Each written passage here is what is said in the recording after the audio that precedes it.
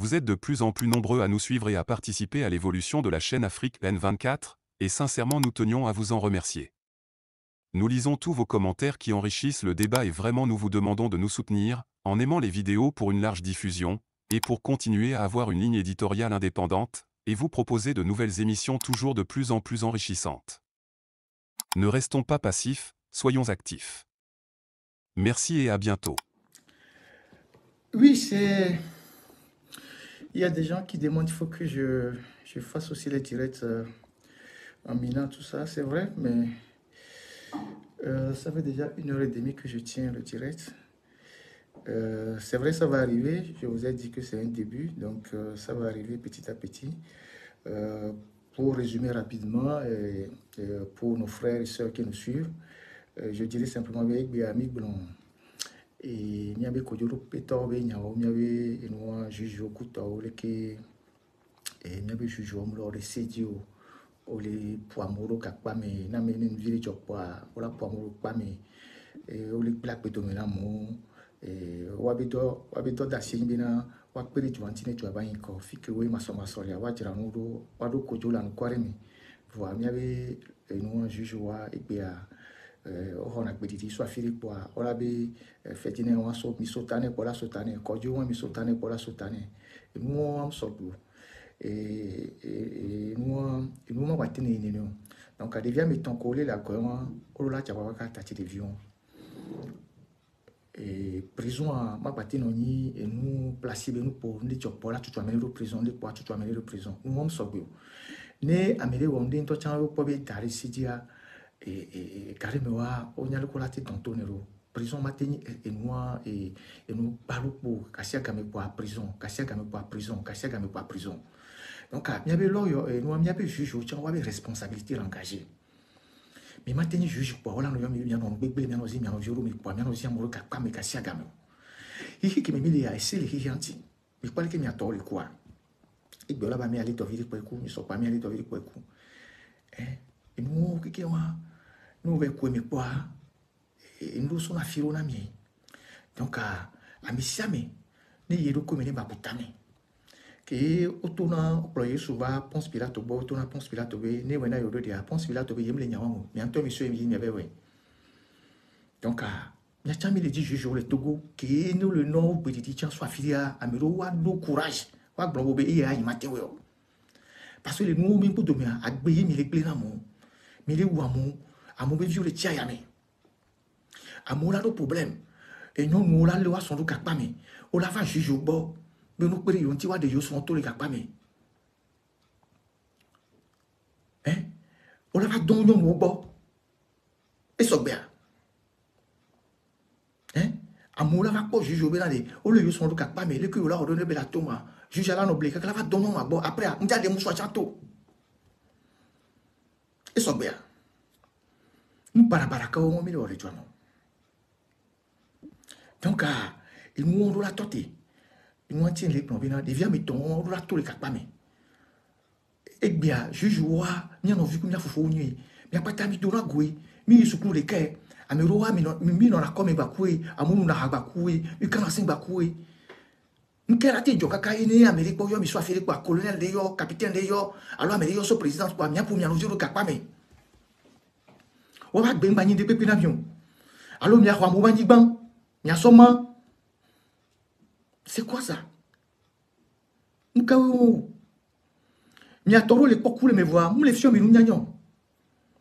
À mon coup, les amis, nous bébélons, les gamins qui vivent les doigts, on a un ami qui avait mis à condio. On va dans la donne, on le voter. Oh, en Amérique, on va le voter couton. Mais pour condition que mes millions là, il y avait justice, il y avait palais, bureau, le miasio. Il n'y avait pas, mais on ne pas mener les couteaux. On a justice ça. À mon bureau, mais pourri. Mais les nouveaux, mais les autos. Voilà, il y a un cadeau, auto, et dans la pabella, on le dit à mon ami. Il y a un la kafoumi. Voilà, il y a un bébé, il y a un tapare, parce que tout le monde a et des fonds. À mon moment, on va nos bons. À mon moment, on va nos bons. Que me kojaru katanga be kojo so jombe kojo juge militaire on non so jake pour les protéger amero ko 4 garde corps que me kojaru kojo On a soja pour les protéger. Kokoro Kojo va quoi une semaine après quoi, on soja le voici. On les a dit au ballot. Non, mais on les court pas de mairie.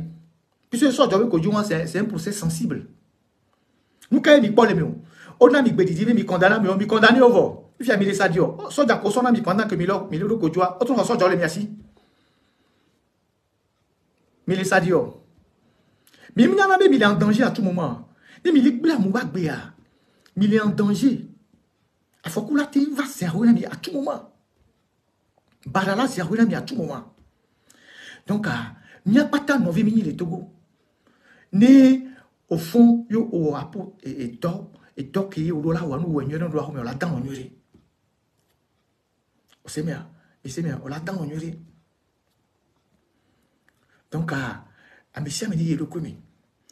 Et vous voyez sur tes baignants. Je fais juste un résumé. Vous voyez sur tes baignants. Et bien, et zombayo.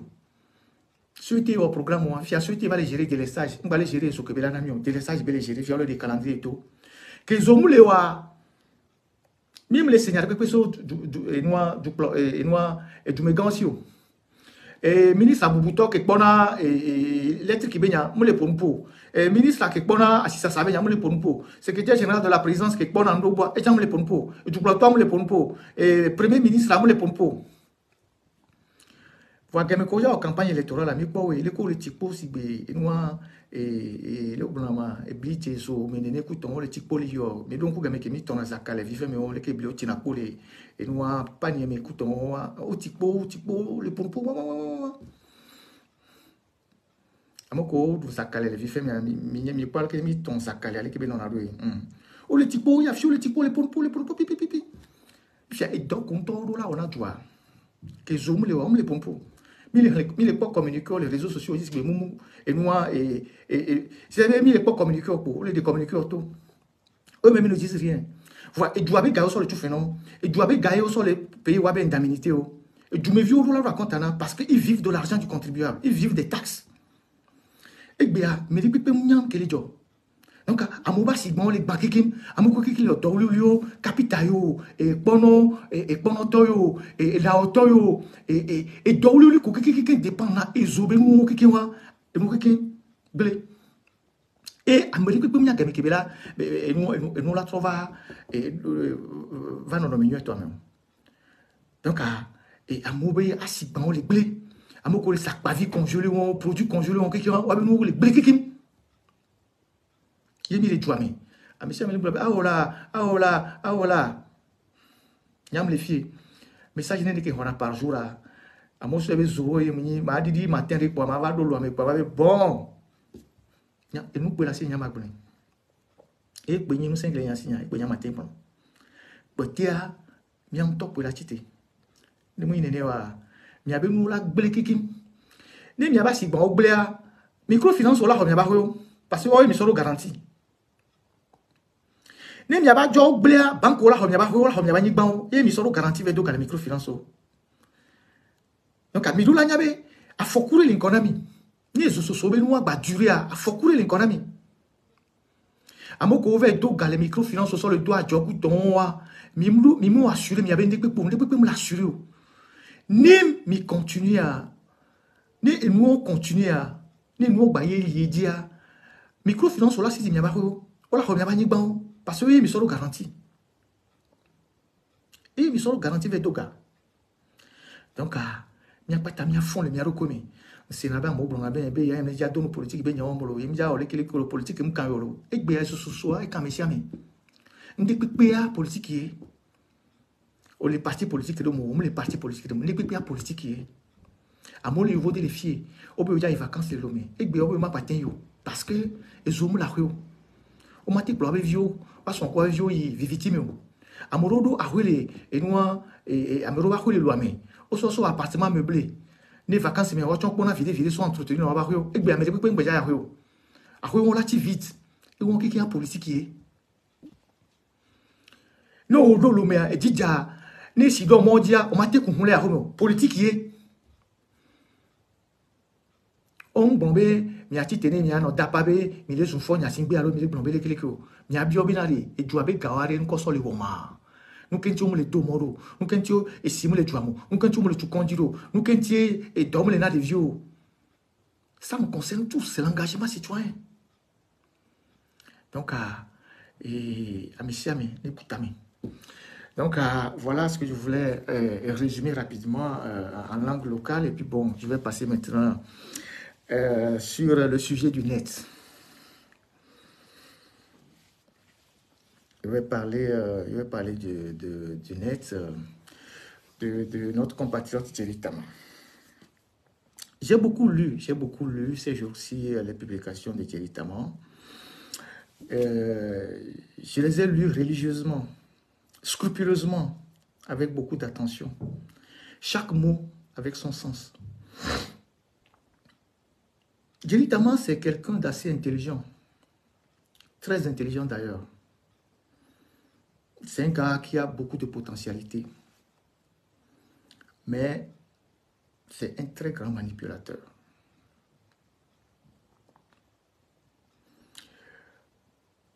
Avant de parler de Thierry Tama, je voulais poser deux postulats.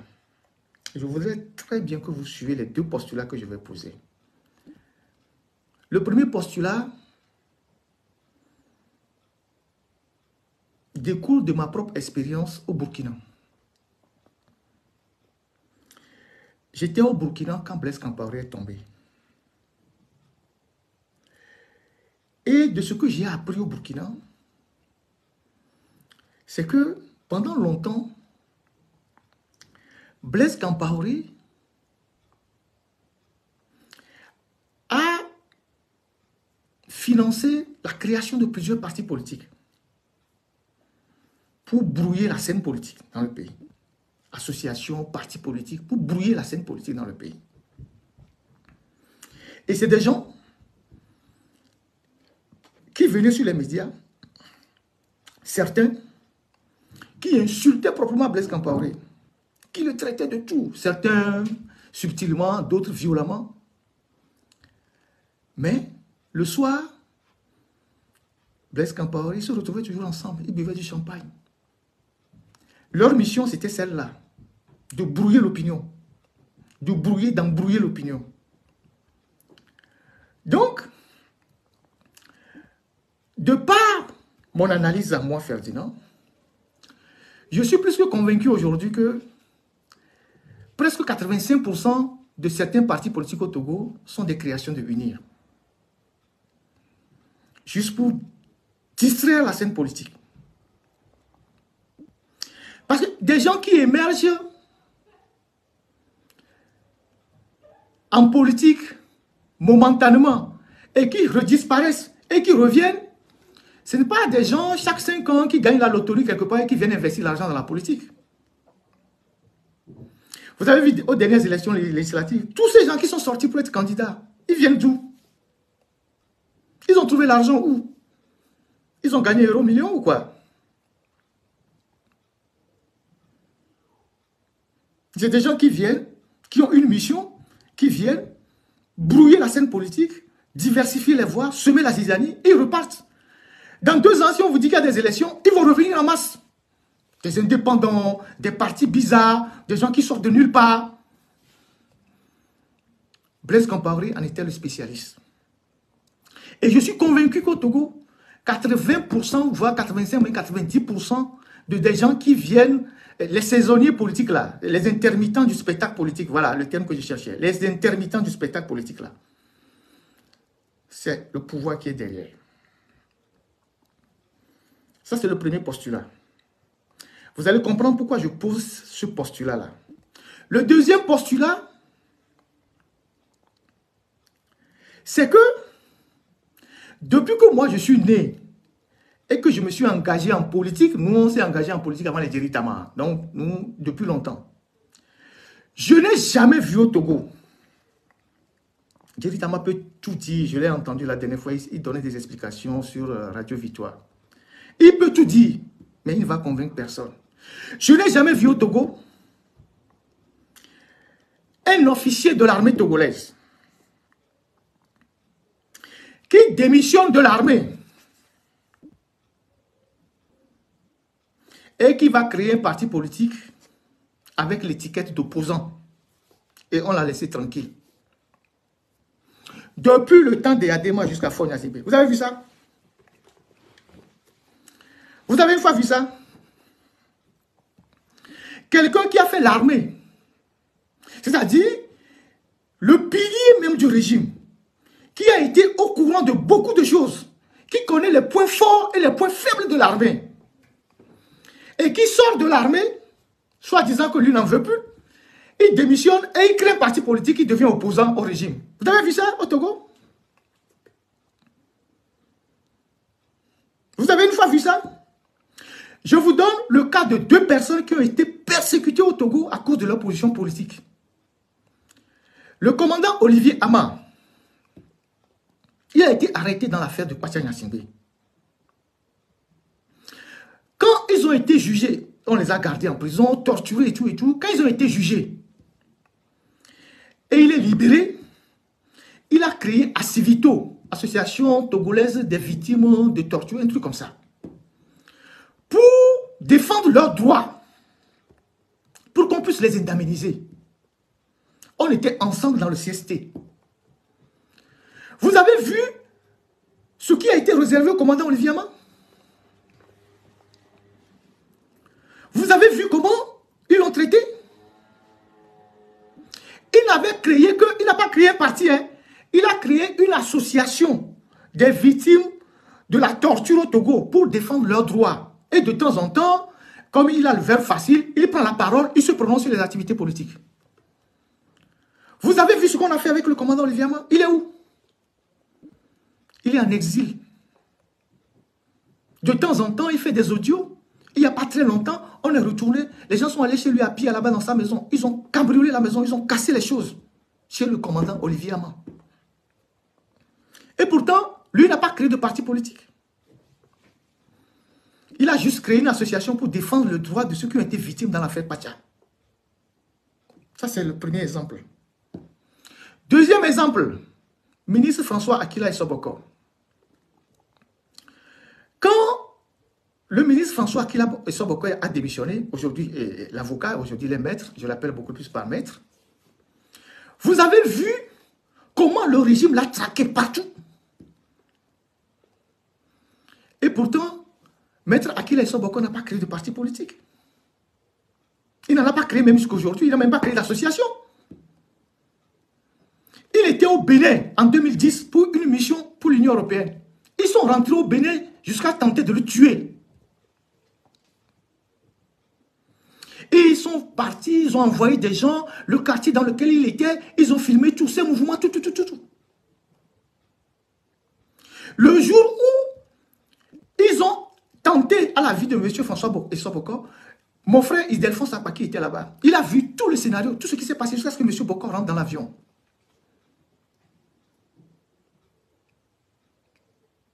Moi, j'étais là-bas, au Bénin. J'ai travaillé avec M. François Boko là-bas. J'ai assuré son secrétariat dans la mission. Après, ils nous ont envoyé des photos. Comment ils ont filmé tout. Ils ont passé, ils ont envoyé des photos. Le ministre Boko était au Cameroun, dans une mission. Je suis allé travailler là-bas. Les Togolais ont fait des démarches là-bas pour foutre en l'air sa mission. Ça n'a pas marché, les Camerounais ont refusé. Il était au Tchad, chez le père Idriss Déby, dans une mission. Ils ont voulu l'assassiner là-bas au Tchad. Il a dû abandonner la mission pour quitter rapidement le Tchad. Quand il a quitté le Tchad, il a renvoyé son cuisinier qui est togolais, plus tous ses effets personnels, vers Lomé, dans un titan.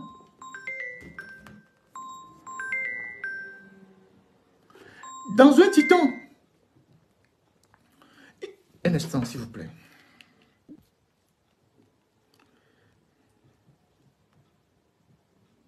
S'il vous plaît. Excusez-moi.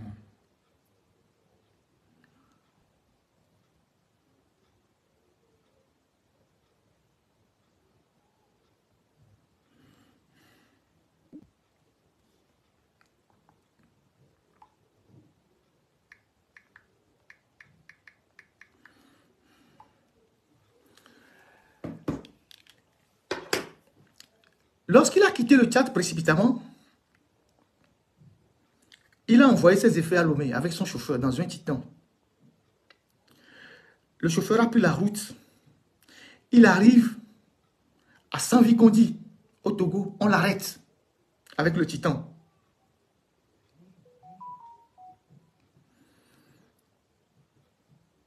On arrête le cuisinier, son cuisinier et le chauffeur. On le fait disparaître. À l'époque, c'est moi qui suis allé identifier le Titan là-bas à la frontière. Je suis allé faire l'enquête là-bas pour savoir qu'est-ce qui s'est passé, le Titan, tout ça. Je suis allé là-bas. Je suis allé enquêter autour du Titan. Ils ont arrêté le gars. Ils l'ont enfermé quelque part, le chauffeur aussi.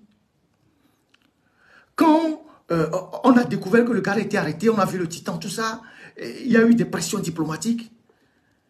Ils ont fini par libérer le Titan. Quand ils ont libéré le Titan, vous savez ce qu'ils ont fait? Ils ont cassé tous les effets de M. Boko qui étaient dans le Titan. Ses effets personnels, les meubles, les assiettes, tout. Ils ont tout cassé dans le Titan. Tout, ils ont cassé dans le Titan. Le cuisinier là, il est en exil aujourd'hui. La sœur de l'ancien ministre Boko, elle a subi toutes les menaces au Togo. Elle a dû fuir le Togo avec ses enfants pour se réfugier en France. Juste parce que son frère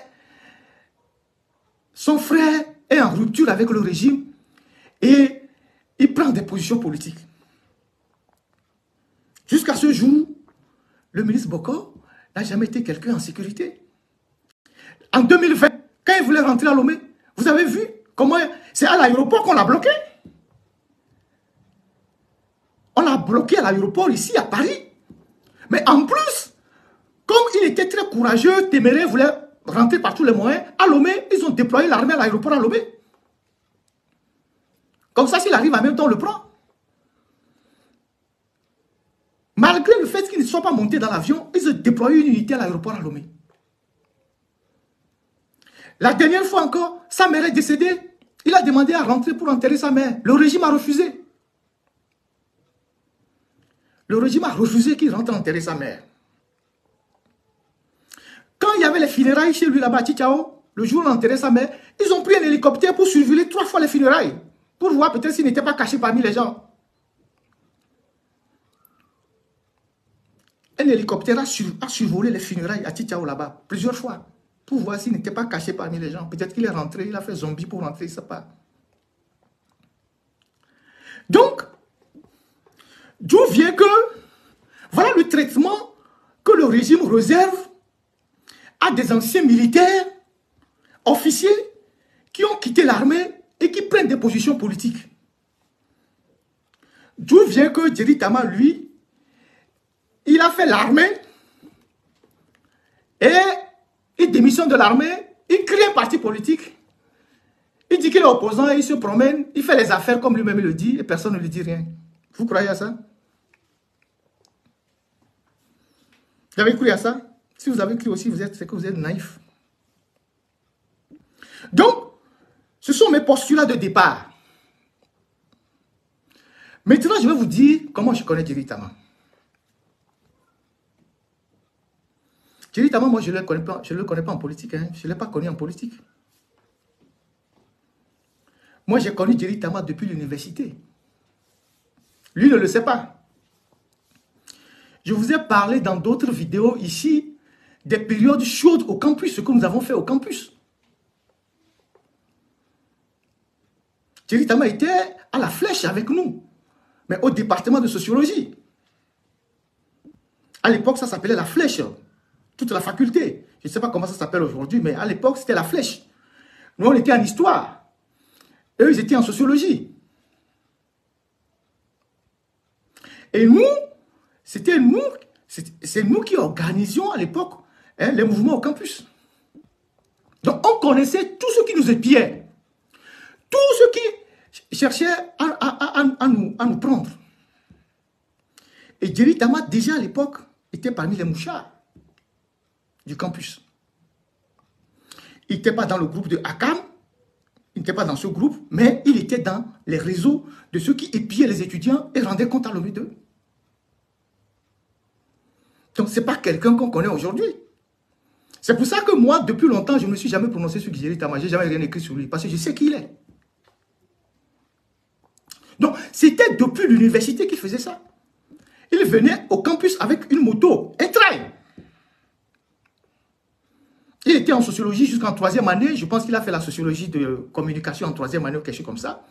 Après, il a reçu au concours de Saint-Cyr, il est parti. Saint-Cyr, c'est 3 ans. Après, ils font peut-être 1 an de spécialisation. Et il a fait les blindés à Saumur.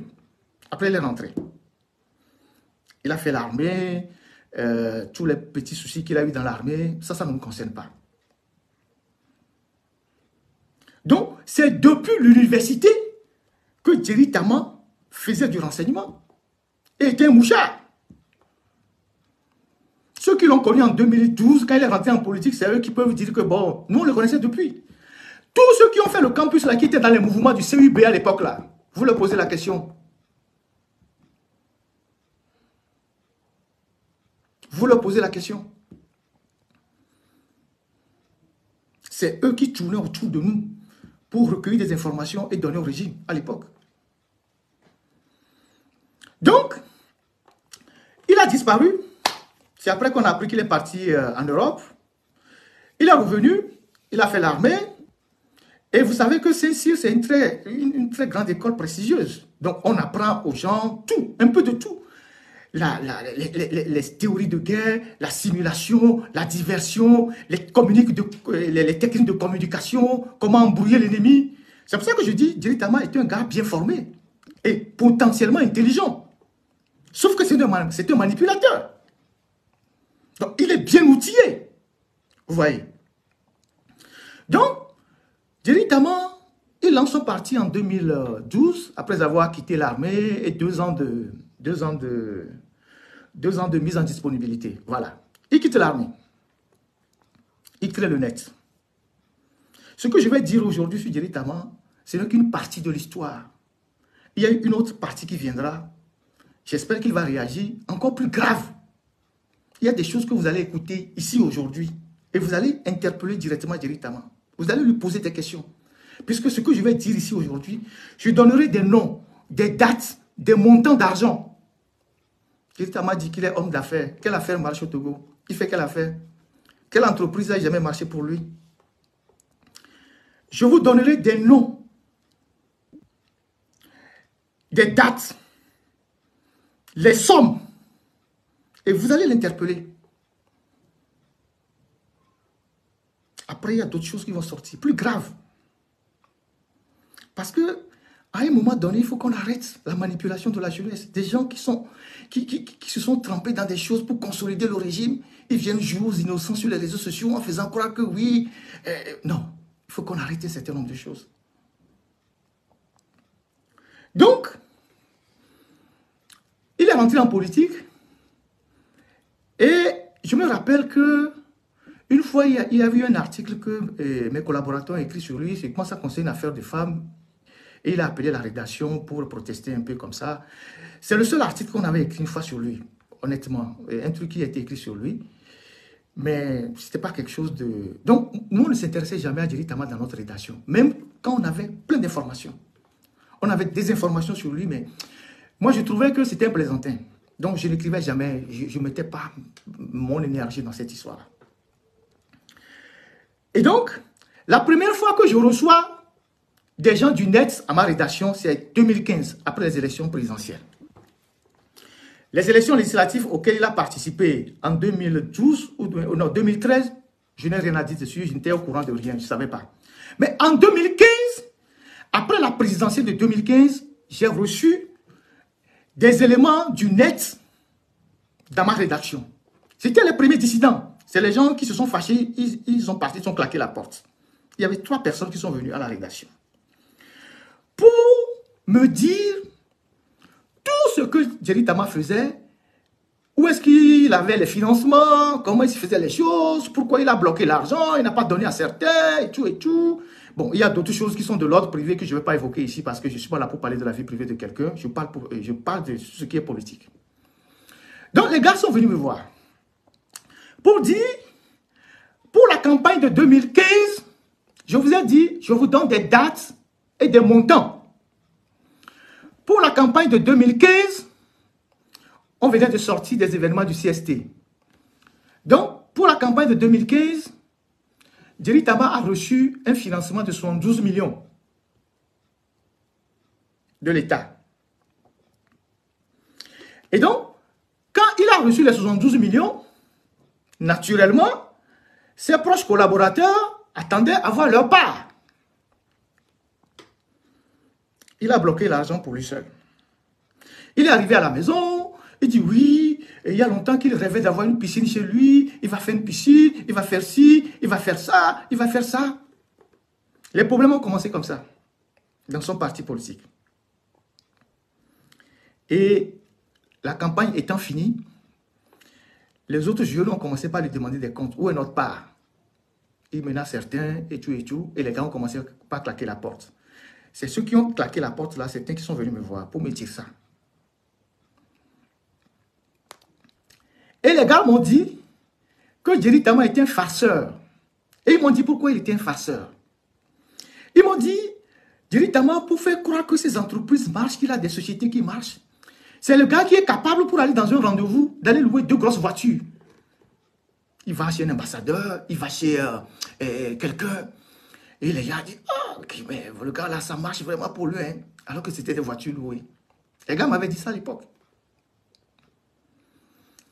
Et donc, des 72 millions qu'ils avaient reçus pour le net en 2015, les gars n'ont rien eu. Il a bloqué les sous pour lui seul. C'était la première information que les gars sont venus nous dire, les dissidents. Mais on n'a jamais écrit. Nous n'avons jamais écrit sur ça. On n'a jamais écrit parce que bon, c'était une entité négligeable. Mais en 2015, il s'est passé d'autres choses. Jerry Tama qui se plaint aujourd'hui qu'on a bourré les urnes, ce n'est pas une élection. Qu'est-ce qu'il a fait en 2015? En 2015, Jerry Tama était candidat. Mais il a travaillé pour Ford. Quand les élections sont finies en 2015 et que Ford a été déclaré vainqueur, Agbeome Kodjo, paix à son âme, qui est retourné dans le pouvoir après que nous ayons fait le CST, Ford prévoyait nommer Agbeome Premier ministre.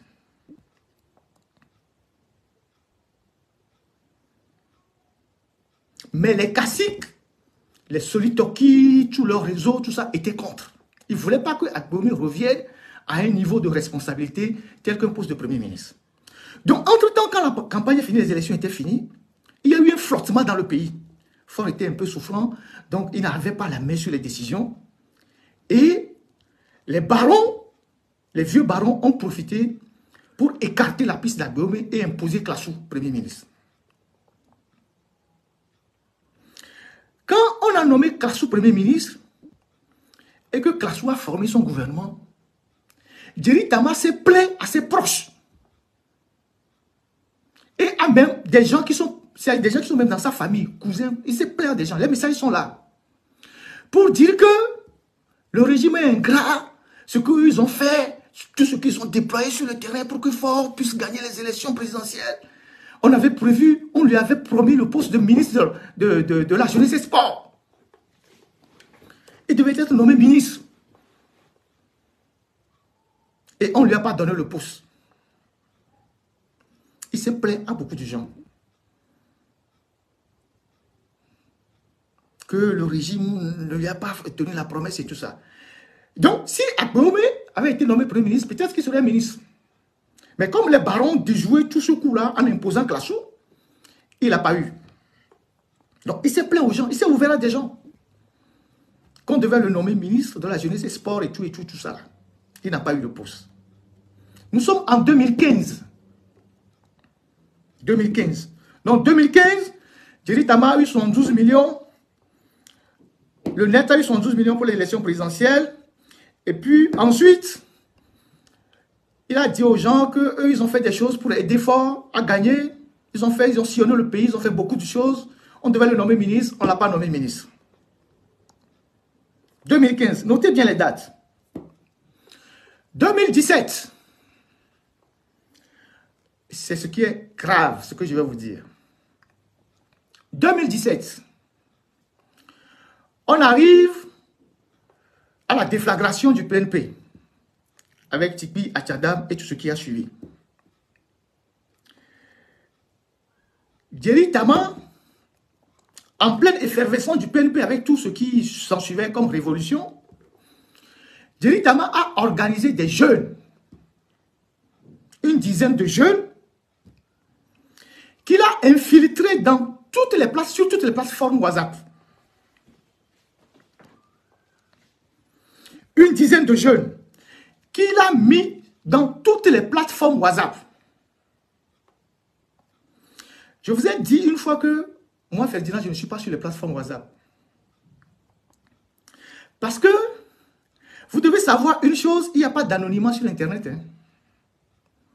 Il n'y a pas d'anonymat sur Internet. Si on ne veut pas vous traquer, c'est tout. Mais si on veut vous traquer là, on va vous retrouver. Il n'y a pas d'anonymat sur Internet. Vous pouvez vous cacher derrière n'importe quel numéro. Il y a ce qu'on appelle, en journaliste d'investigation, les métadonnées. Même pour les experts en sécurité digitale, ils connaissent ça, les métadonnées. Si vous publiez une photo tout à l'heure, si on prend la photo,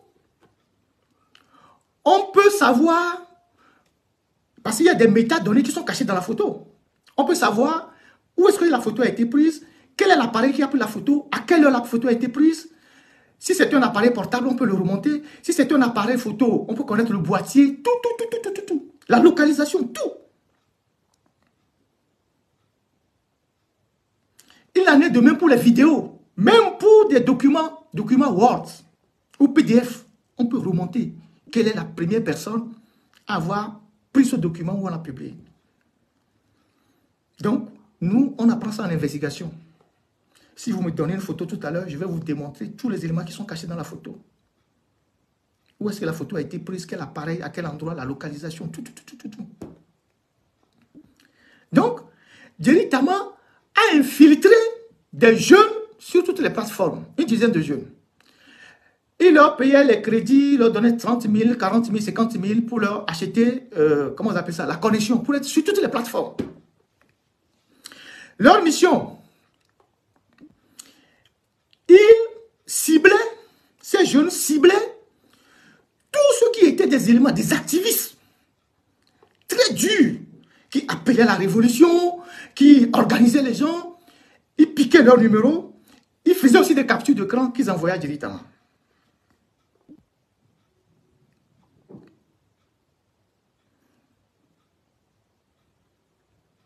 Et ces jeunes-là, on leur donnait 30 000, 40 000, 50 000 pour acheter le crédit. Et ils étaient sur toutes les plateformes. Ils piquaient les numéros des gens, les durs, les activistes, PNP, les révolutionnaires, tout ça, les gens qui n'aimaient pas PNP, tous ceux qui appelaient à la révolution, qui étaient sur les plateformes, qui étaient bouillants. Quand les gens font des publications, on fait des captures d'écran avec leur numéro. On envoie, on lui envoie. Et lui, il transmet toutes ces données à un colonel avec qui il a de très bons rapports, qui était ancien DG de la police nationale et qui est l'actuel préfet de Tchaoudjon. Vous-même, vous direz le nom. Il transmet toutes ces données à ce préfet-là. Il collectait les données et il les transmettait au préfet.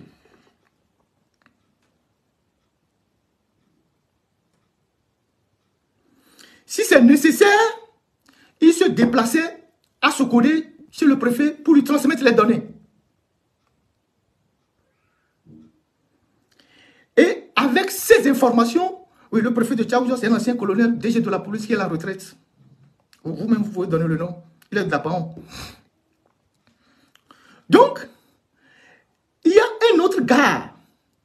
Quand il n'arrive pas à identifier l'auteur d'un numéro, il y a un gars qu'on met dans les pattes de l'inconnu, il essaie de l'amadouer, il fait semblant d'être de son camp, il dit, ah oui, on va faire ça, et puis le gars se dévoile. Le gars donne son nom, et puis on a son identité. Et c'est avec ces données-là qu'on a kidnappé plusieurs jeunes, qu'on a enlevé des gens, qu'on a kidnappé des gens. C'est avec ces données-là qu'ils collectaient sur les plateformes qu'on a capturé beaucoup de jeunes, dont certains sont en prison aujourd'hui.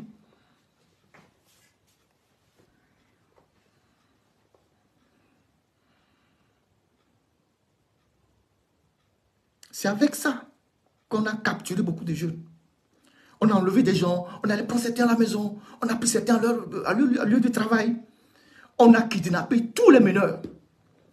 C'est Jerry Tama qui a infiltré toutes les plateformes de ces jeunes-là, qui collectaient les infos, qui lui donnaient et lui transmettaient à ce préfet-là. C'est son mentor. Et ça, c'est extrêmement grave. Pour quelqu'un qui vient vous dire sur les médias ou sur les réseaux sociaux qu'il est opposant. C'est extrêmement grave. Et donc, on a arrêté les jeunes comme ça. C'est le travail qu'il a fait. Et ils ont fait ça pendant presque un an. De 2017 jusqu'à fin 2018. Les jeunes là ont opéré. Certains sont recrutés aujourd'hui dans l'enseignement. Ils sont des enseignants. Parmi ces jeunes-là.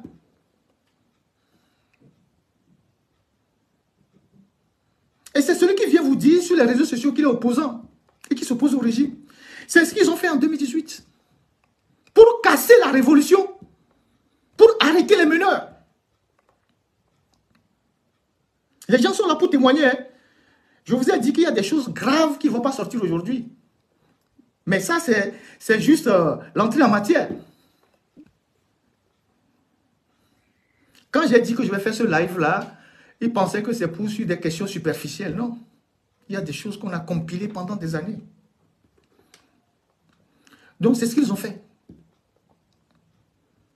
C'est ce qu'ils ont fait en 2017 pour arrêter les jeunes. Il y a un des jeunes qui est le petit frère de Adou Seydou là, qui est l'ancien jeune étudiant qui était au campus là. Il y a un jeune, c'est son petit frère. Il y a deux autres. Il y a un qui est professeur aujourd'hui. Je ne vais pas donner tous les noms. C'est ce qu'ils ont fait. Ils ont infiltré toutes les plateformes WhatsApp. C'est pour ça que les gens qui sont sur les plateformes, qui crient tous les jours, ils font les audios. On va faire ça, on va faire. Faites très attention. Quand vous êtes sur les plateformes là, vous ne savez pas qui est qui. Les plateformes WhatsApp, là, c'est les lieux les plus infiltrés aujourd'hui au Togo. Faites très, très, très attention. Moi, je ne suis sur aucune plateforme. Je vois, il n'y a pas très longtemps, quelqu'un m'a mis sur une plateforme, je regarde même, je ne réagis même pas.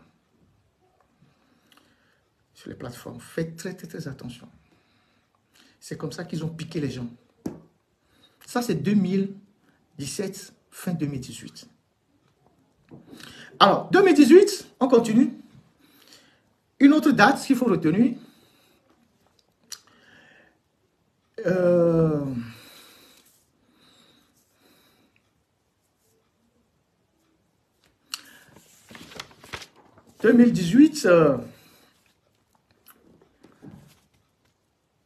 fin 2018, Jerry Tama se prépare à aller aux élections. Pour lui, les élections, c'est des business pour lui. Il vous disait sur sa plateforme que lui, il a investi beaucoup de millions dans la politique. Il a beaucoup souffert. Demandez-lui où est-ce qu'il a trouvé l'argent. Quelle affaire il a fait au Togo? Quelle affaire marche au Togo? Il a trouvé des centaines de millions pour mettre dans la politique. Et tous les chiffres d'argent que je vous donne là, notez-les, après vous allez faire la somme. Ça, c'est ce que je connais. Et là où il a trouvé l'argent pour nourrir les jeunes qui ont les toukoupis qu'il a mis dans les forums là, je n'ai pas le montant, mais je sais qu'il leur donne 50 000, 30 000 pour acheter le crédit. 2018, Jerry Tama reçoit 64 millions.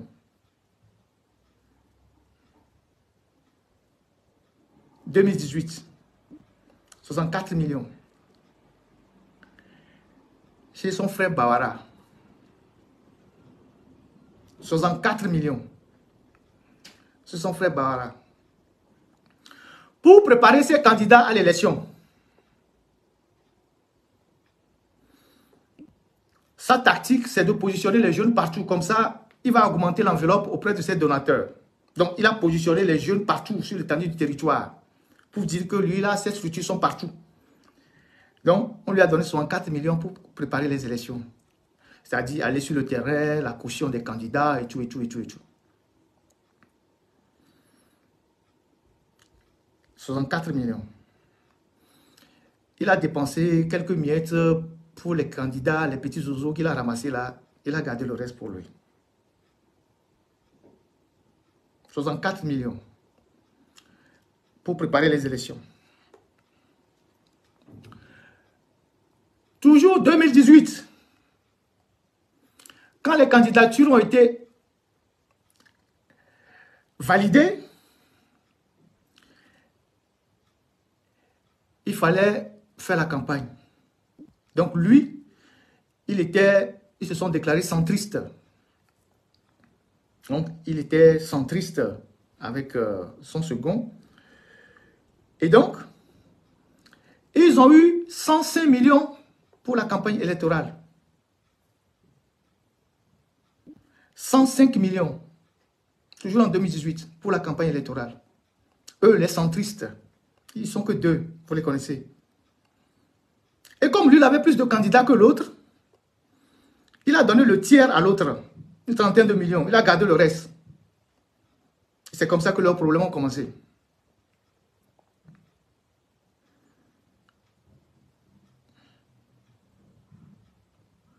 « 105 millions. Il a donné le tiers, une trentaine de millions à l'autre, et lui, il a gardé le reste. Ça a commencé comme ça. Leurs problèmes ont commencé comme ça. Et donc, ils sont allés aux élections. Ils ont fait leur petit... tout ça là. On les a cooptés, puisqu'ils n'ont pas gagné, vous le savez. Djeri Tama, à El Avagnon, il n'a eu que 243 voix officielles. C'est ça qu'il a eu, 243 voix. Son gars qui était à Lomé a eu 79 voix, Vincent Meganvi. Et l'ordre a été donné de les coopter. L'ordre a été donné de les coopter. Et donc, mais avant que je n'en arrive là, il y a un détail que j'oublie. Vous vous rappelez que la C14 avait décidé de boycotter les élections. Pas seulement boycotter, mais a décidé d'empêcher les élections. Nous sommes d'accord. Vous vous rappelez, vous avez la mémoire. Et donc, la C14 avait décidé d'empêcher les élections. Donc, l'actuel maire de Taï, qui s'appelle Wonyara, qui a été récemment élu la députée pour le compte d'Adi. C'est un homme qui était très populaire là-bas. Il avait une très bonne assise. Donc, comme la C14 a boycotté les élections, les candidats qui étaient là, c'était UFC, NET, MRC et une dame qui incarnait un parti qu'on appelle Nouvelle Vision. Donc, le gars de NET, c'est un élément de maître de Djeri Tama. C'est un gars qui l'attaque sur les réseaux sociaux. Djeri Tama n'arrive pas à répondre. Vous allez voir un gars qui est sur les réseaux sociaux, il attaque violemment Djeri Tama. Je vais vous expliquer pourquoi. Et Djeri Tama ne réagit pas, il ne fait que le bloquer. Et donc, le gars était candidat là-bas pour le NET. Mais comme la C14 avait décidé d'empêcher les élections, Wonyara là, qui était de la C14, il a mobilisé sa base, les jeunes de taille qui sont à Palimé, certains à Lomé, et ils sont allés là-bas pour faire des manifestations pour empêcher les élections. Et donc, s'ils empêchaient les élections, s'ils faisaient les mouvements, ça allait mettre en difficulté le candidat de Djeri Tama. Ils ont appelé le préfet. Djeri Tama a parlé avec le préfet. Le préfet a mobilisé la gendarmerie de Daï et a appelé la gendarmerie d'Adeta en renfort. Et ils ont bien bastonné les gars là. Les gars de Wonyara là. Les gaz lacrymogènes par ici, tout par là. Ils ont même caillassé la voiture de Wonyara. Lui-même, il a disparu Wonyara là. Il a fui. C'est pas, il semble qu'il est rentré au Ghana avant de revenir.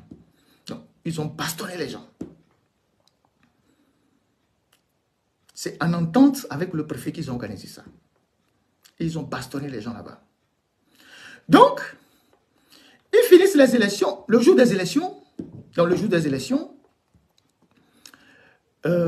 après Après avoir voté, Jerry Tama revient à Lomé, il appelle les autres, ils reviennent chez lui, à Sorade là-bas, et ils font une réunion, et ils donnent des consignes. C'était le 20 décembre 2018. 20 décembre 2018. Il donne des consignes. Et il dit, voilà que bon, il demande à son garde Dai de désister. Parce que le gars avait eu un peu de score, apparemment, il devait être élu, tout ça. Il dit au gars de céder sa place au second centriste. Que ce sont les consignes qui sont venues. Le 20 décembre 2018. Et à cette réunion-là, du 20 décembre 2018, il y avait Jerry Tama, le second centriste, il y avait le colonel dont j'ai parlé, il y avait Vincent Megavi, et le jeune à qui on demandait de désister. Et Jerry Tama a promis à ce jeune de lui donner 17 millions pour tout ce qu'il va perdre, les 5 ans, qu'il est très jeune, comme ça, il n'a qu'à aller faire les affaires, et puis bon, à la prochaine législature, il sera coopté. Et ils ont fait cette réunion, et ils se sont séparés. Le jeune n'a jamais eu les 17 millions. Le jeune n'a jamais eu les 17 millions. C'est pour ça qu'il attaque violemment Jerry Tama sur les réseaux sociaux. Jerry Tama ne répond pas. C'était son bras droit. Le jeune n'a jamais eu les 17 millions. Il n'a jamais eu les 17 millions.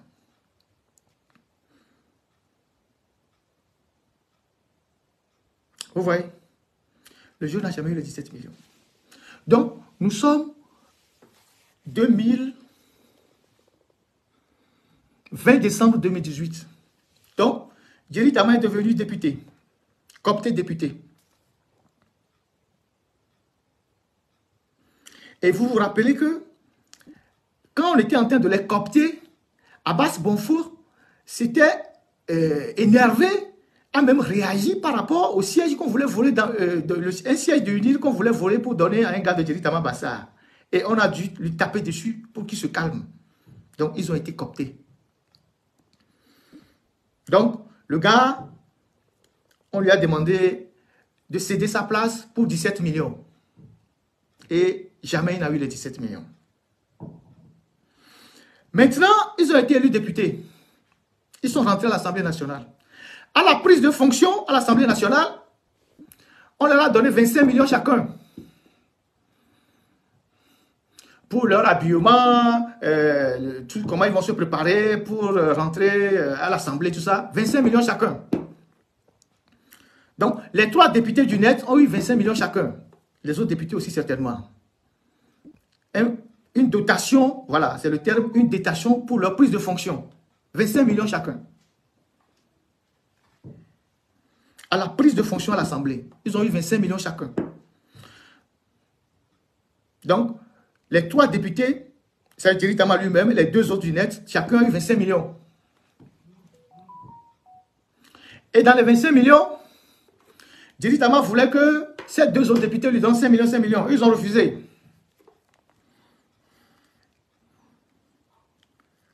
Ils ont refusé.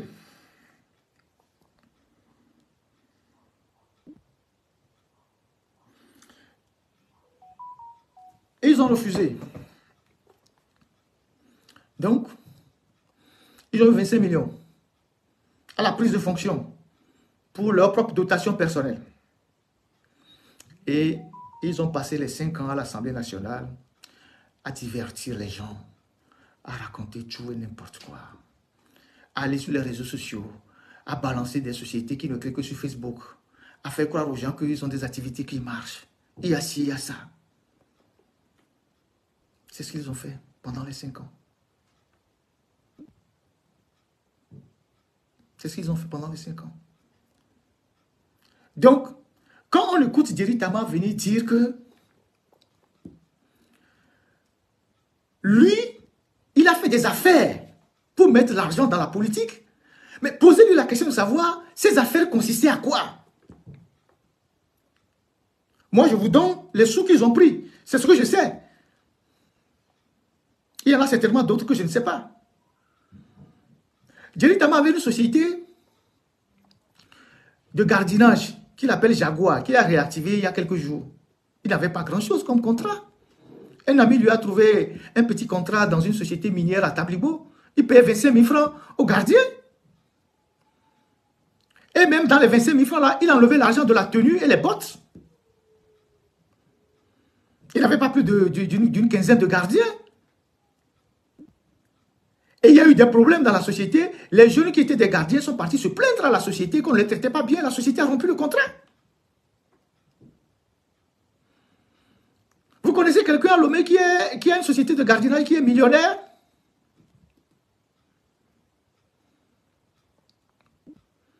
Donc, cette société n'a pas fait long feu.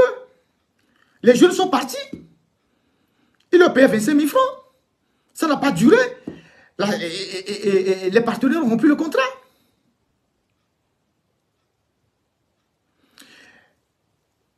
Jerry Tama disait qu'il a créé un restaurant pour des plats uniquement africains ou togolais à côté de sa maison là-bas, Sorad. Ça n'a pas fait 3 mois. Le restaurant n'a pas tenu.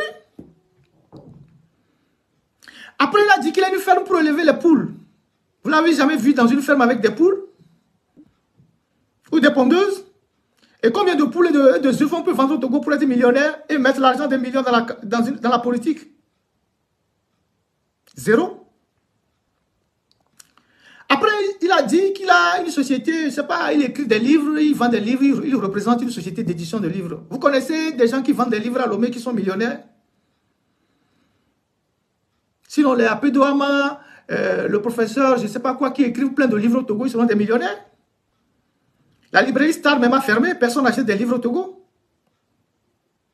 Vous connaissez combien de trucs qui vendent des livres? Qui lit les livres? Hein? Le professeur Kanyale Mdjuro, tout ça, ils seront des millionnaires. C'est des gens qui écrivent chaque 2 mois. Après, il est sorti dire, oui, il a créé une société qui coule les habits traditionnels, qu'il appelle Haga. Vous l'avez encore entendu parler de ça? Il allait voir un jeune à Gouindivé là-bas pour lui dire de lui coudre les habits, tout ça. Après, il dit qu'il est dans l'écotourisme. Quel touriste vient au Togo? Et ça rapporte quoi? En fait, tout ça, c'était une stratégie de communication pour dissimuler l'origine illicite de l'argent qu'ils utilisent. Il n'est pas le seul à le faire sur la toile. Hein. Observez bien les gens. Puisqu'ils savent qu'ils ont une source de financement illicite quelque part et que les gens seront amenés à leur poser des questions. Où est-ce que vous gagnez votre argent? Il faut qu'ils projettent devant l'opinion quelques activités pour dire que voilà où je gagne mon argent et je mets dans la politique. Maintenant, ils montrent les lapins. Combien de personnes mangent les lapins au Togo? Et combien de lapins on peut vendre pour devenir millionnaire? Dites-moi.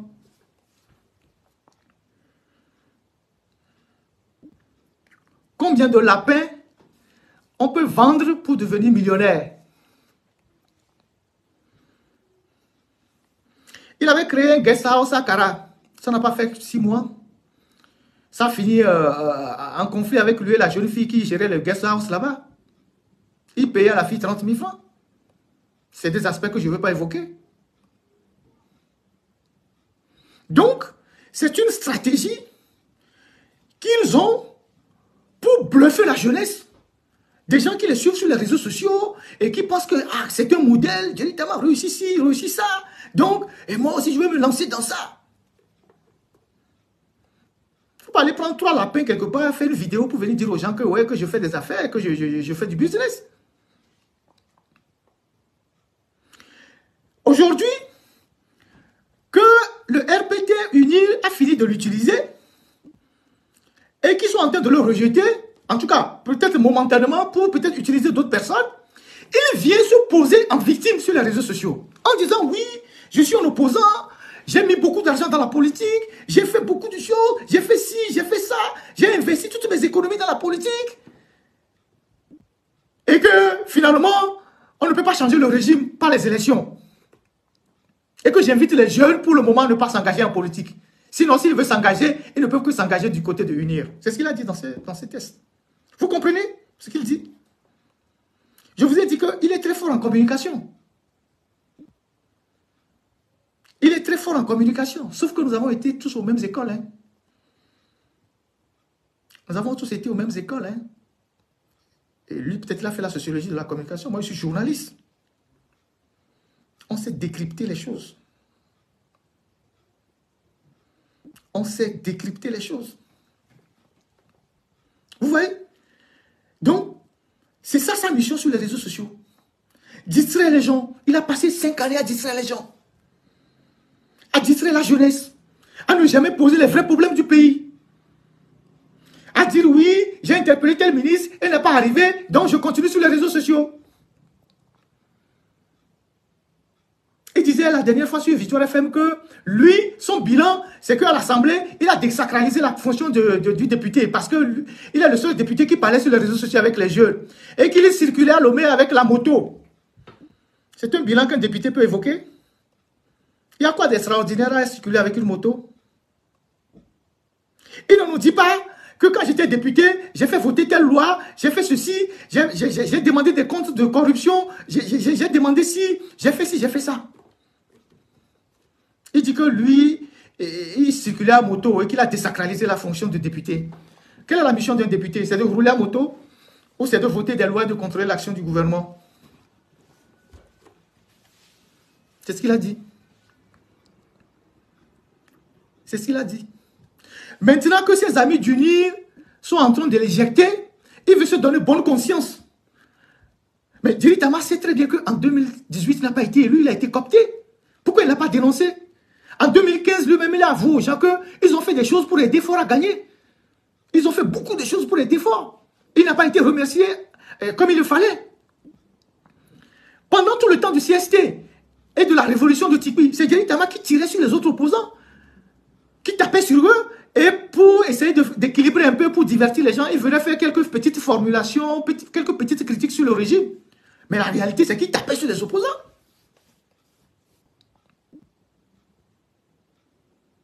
C'était ça, c'était son rôle. C'était son rôle. Mais ce qu'il n'a pas compris, c'est que le système RPT est une mafia. Et quand tu es dans la mafia, tu ne parles pas. On ne s'expose pas dans la mafia. Tu as vu, tu n'as pas vu. Tu as vu, tu n'as pas vu. On ne parle pas dans la mafia. On ne s'expose pas dans la mafia. Quand il a commencé par aller trop loin, ils se sont dit, ce gars, il est insaisissable, on le débranche.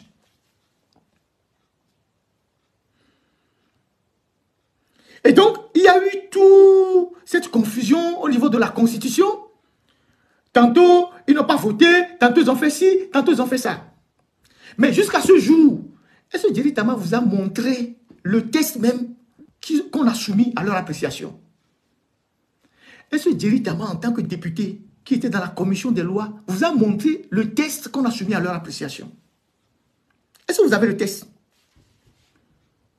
Est-ce que vous avez le test? Il vous a montré le test, que voilà le test qu'on nous a soumis.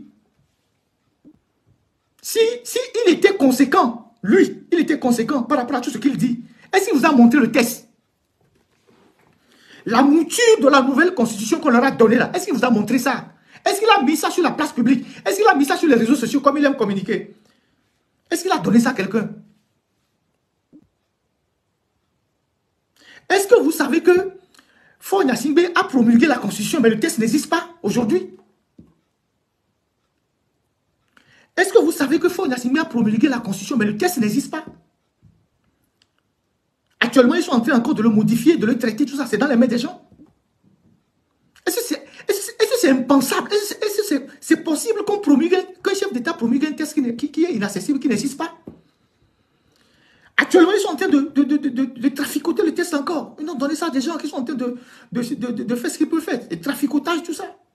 Est-ce que Djeri Tama vous a montré la mouture du test qu'ils ont étudié à l'Assemblée nationale? Il a mis ça à votre disposition?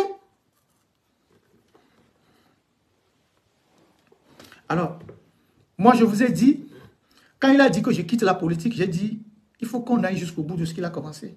Il ne peut pas partir comme ça. En faisant croire que lui, il est arrivé à un moment où il a tout donné et que bon, il ne peut plus faire grand chose, mais lui, il est en train de se barrer.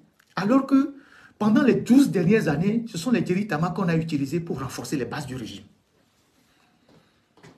Moi, je vous ai donné tout. En chiffres, en dates. J'ai donné des noms. Interpellez-le. Posez-lui la question si ce que je dis est vrai ou faux. Les sous qu'il a reçus. Ce qui me cœur, c'est le cas des jeunes qu'ils ont fait kidnapper dans les forums, sur les forums WhatsApp. Le reste de l'argent, tout ça, on sait que ça, c'est quelque chose qui circule. Parce qu'on ne sait pas ce que sont devenus ces jeunes. Est-ce que certains sont toujours en prison, certains sont morts, on ne sait pas. C'est ça qui me révolte. Qu'il reçoit de l'argent, tout ça, c'est son problème. Mais comment un homme politique qui dit qu'il est pour le changement, ils vont pister des jeunes pour qu'on enlève les jeunes. Donc, ce qu'il a commencé là, on va terminer avec lui. En plus, il est militaire. Il ne peut pas quitter le front de bataille. La bataille n'est pas terminée. La bataille n'est pas terminée. On va aller jusqu'au bout avec lui. Donc, j'ai énormément pris du temps. Je suis un peu fatigué aussi. Pour cette première partie que je consacre à Jerry Tama, voilà ce que je veux dire. C'est ce que j'ai à vous dire, à partager avec vous. Je garde le reste pour moi, comme tout journaliste qui a toujours des balles dans son tiroir. S'il y a nécessité que je revienne là, il y a des choses encore plus graves que je vais sortir. Donc, que Jerry Tama arrête de distraire les jeunes, de se foutre des gens, de venir dire aux gens que lui a gagné des millions dans les affaires, que lui a réinvesti dans la politique. Que lui a... Le son n'est pas bon, s'il vous plaît. Je vais même terminer, je suis fatigué.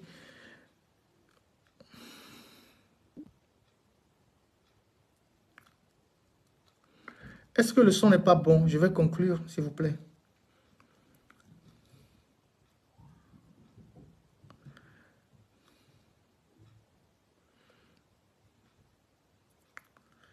Est-ce que le son n'est pas bon? Ok.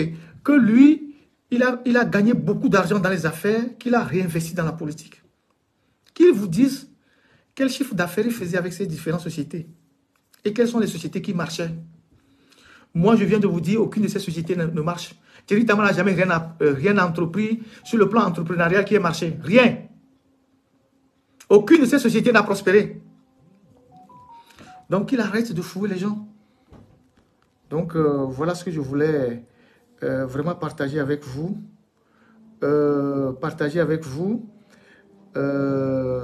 Cet après-midi de cette journée de Pentecôte. Et pour dire que ce qui nous arrive au Togo est dramatique. C'est des vies qui sont en danger. C'est la carrière des gens qui sont en danger. C'est la vie des jeunes qui sont en danger.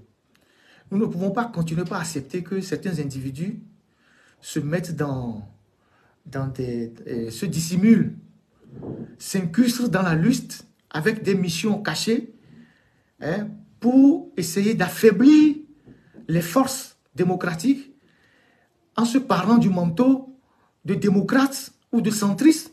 Il n'y a d'ailleurs pas de centrisme au Togo. On lutte contre une dictature. Dans une dictature, il n'y a pas de centrisme. Vous êtes pour, vous êtes contre. Et venir nous dire à la fin, après avoir achevé leur mission, qu'ils ont fait fatiguer, et ils se sont investis, ils ne peuvent plus rien faire, le régime est trop fort, le régime est ci, le régime est ça, lui prend sa retraite, et il laisse les autres continuer, mais il invite les jeunes à ne pas s'engager en politique actuellement parce que c'est trop compliqué, ou bien s'ils veulent s'engager, ils n'ont qu'à aller du côté de UNIR. Il a dit ça dans sa sortie, lisez bien les textes qu'il a publiés. Donc, son histoire de se promener un peu partout à Lomé, de prendre les photos, les vidéos, tantôt à Channel Mall, tantôt sur une montagne pour dire que oui, lui il est plus proche de la population, tout ça participe à la manipulation. Tout ça participe à la manipulation de l'opinion. C'est une stratégie de communication bien élaborée.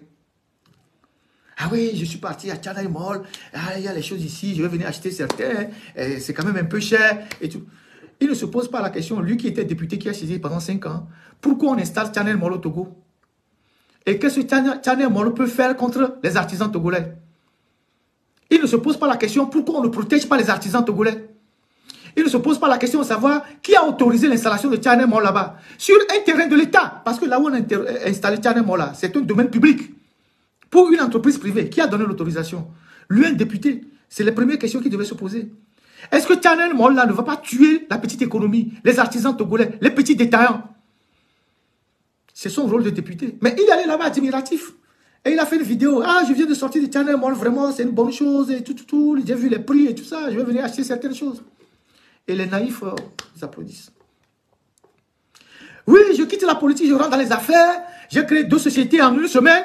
J'ai déjà eu 2 contrats de la diaspora pour l'immobilier. Voilà. Et je suis maintenant avec les lapins. Demain, je suis sur une colline. Après, demain, je suis sur une montagne.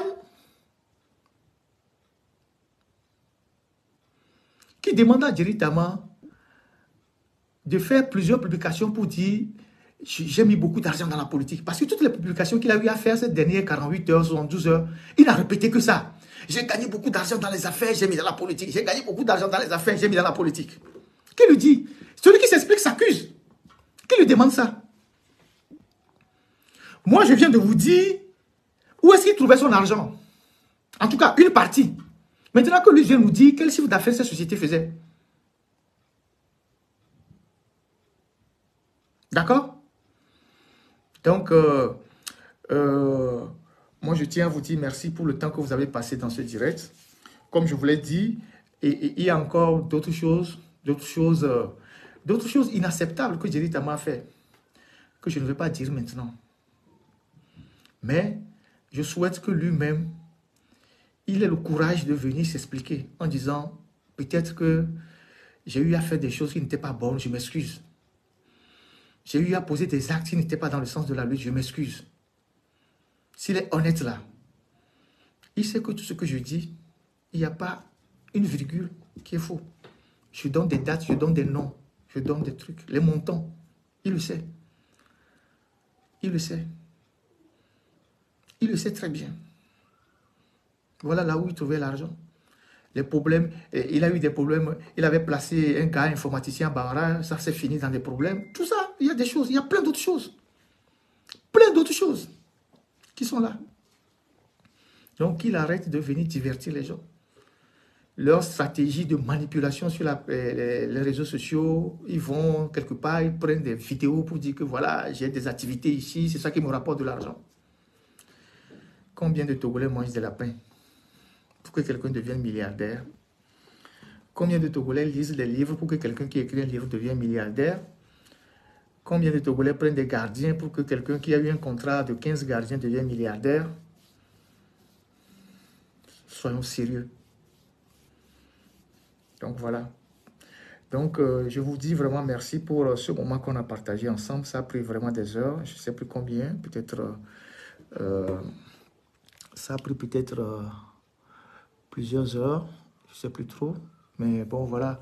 Donc je voudrais vous dire vraiment merci pour ce temps qu'on a partagé. Et je tenais vivement à remettre les pendules à l'heure. Pendant longtemps, quand j'étais dans la presse au Togo, je n'ai jamais écrit sur Djeri Tama. Jamais. Même quand il a eu à faire des provocations, quand j'avais dénoncé les conditions d'accueil des premiers infectés de coronavirus au CHU, au CHR de Kégué, là, il allait faire une contre-vidéo pour essayer de me discréditer. Je n'ai jamais réagi. Après, tout le monde a vu que ce que j'avais dit était vrai. Tout ça, il était envoyé pour faire des choses comme ça. Il était envoyé pour faire des choses comme ça. Donc, qu'il réagisse, qu'il vienne démentir tout ce que j'ai dit ici. Qu'il prenne tout ce que j'ai dit point par point pour nous dire que c'est faux. Après, on va passer à la seconde étape. Donc, bon lundi de fête de Pentecôte et puis bonne semaine à tous. Et que le Seigneur nous garde et nous bénisse. Et qu'il nous donne l'intelligence.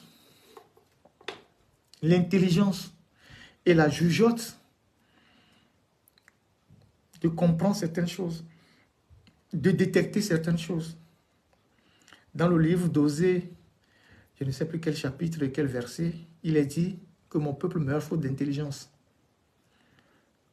Mon peuple meurt faute de discernement.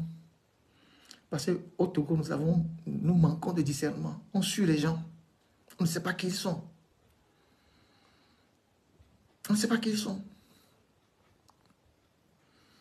Et ils viennent nous bluffer avec des histoires à dormir debout. Donc, que vraiment la providence veille sur nous et nous donne la force de comprendre un certain nombre de choses. C'est le pays qui est important, ce n'est pas les individus. Ce ne sont pas les individus. Donc, je vous souhaite une très bonne fin de journée et à plus tard. Merci. Likez la vidéo si ce n'est pas déjà fait. Laissez aussi votre point de vue en commentaire. Abonnez-vous et cliquez aussi sur la petite cloche de notification pour ne rien rater de nos prochaines vidéos. N'oubliez pas de partager aussi la vidéo et de la liker.